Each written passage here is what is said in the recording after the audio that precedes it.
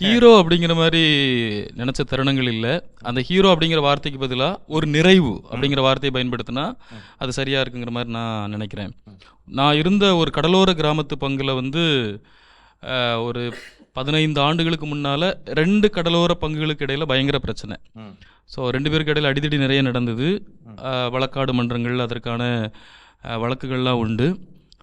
நிறைய நேரம் அடிக்கடி இதுக்காகவே நிறைய அந்த ஊரில் இதுக்காகவே சேர்த்து வைக்கக்கூடிய பணங்கள் எல்லாம் வழக்குகளுக்காகவே செலவழிச்சிட்டு இருந்தாங்க.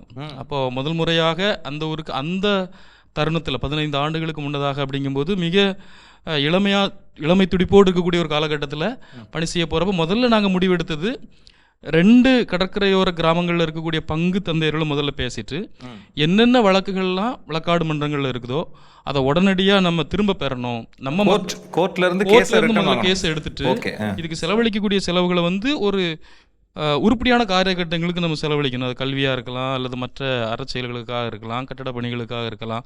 அப்படிங்கிறதுக்காக முதல்ல மாற்ற ஆரம்பித்தோம். முதல்ல கொஞ்சம் சிரமமாக இருந்துச்சு.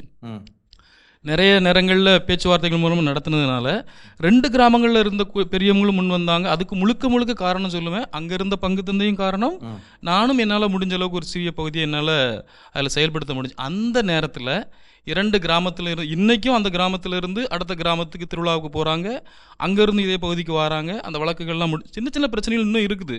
ஆனாலும் ஒரு 15-16 வருடங்களுக்கு முன்னால் நம்ம நடத்துனது ஒரு நிறைவை தந்திருக்கு. அது ஒரு ஹீரோவாக நினைக்கணும் அப்படிங்கிற மாதிரி இல்லை. கடவுளினுடைய பணியில் ஒரு சின்ன திரும்ப கொஞ்சம் அசைச்சிருக்கிறோம், இந்த மக்களுக்கு ஏதோ செஞ்சுருக்கிறோம் அப்படிங்கிறத நினச்சி பார்த்தா அந்த தருணத்தை பார்க்க மிக சிறப்பு.